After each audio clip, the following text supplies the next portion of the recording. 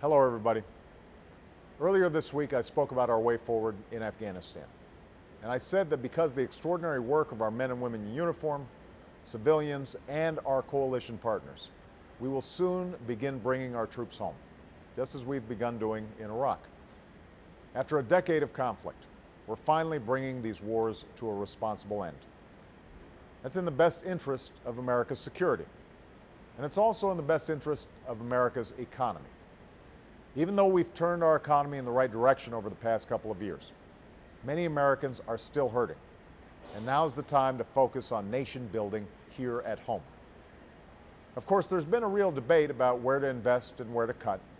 And I'm committed to working with members of both parties to cut our deficits and debt.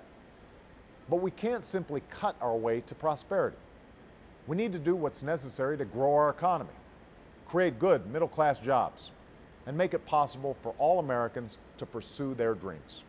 That means giving our kids the best education in the world, so they have the knowledge and skills to succeed in this economy. It means rebuilding our crumbling roads, railways, and runways. And it means investing in the cutting-edge research and technologies that will spur growth in the years ahead, from clean energy to advanced manufacturing. That's why I'm here today at Carnegie Mellon in Pittsburgh, one of America's leading research universities. Behind me is a display from a company called Red Zone Robotics. The robots they make are used to explore water and sewage pipes and find leaks and breaks before they become expensive problems. But the folks at Red Zone aren't just solving problems. They're working with unions to create new jobs operating the robots, and they're saving cities millions of dollars in infrastructure costs. This company is just one example of how advanced manufacturing can help spur job creation and economic growth across this country. That's why this week we launched what we're calling an Advanced Manufacturing Partnership. It's a partnership that brings our federal government together with some of America's most brilliant minds and some of America's most innovative companies and manufacturers.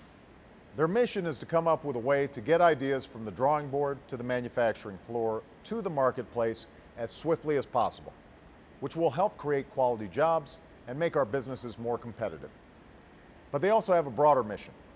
It's to renew the promise of American manufacturing, to help make sure America remains in this century what we were in the last, a country that makes things, a country that outbuilds and out-innovates the rest of the world. I know these have been tough years for American manufacturing and all the workers and families who built their lives around it. But being here in Pittsburgh, I'm hopeful about the future. I'm hopeful when I think about how companies like Red Zone are reinvigorating manufacturing, or about how what started as a small trade school is now a global research university. We're a people who've always adapted to meet the challenges of a new time, who've always shaped our own destiny. And I'm absolutely confident that that's what we're going to do one more time. Have a great weekend.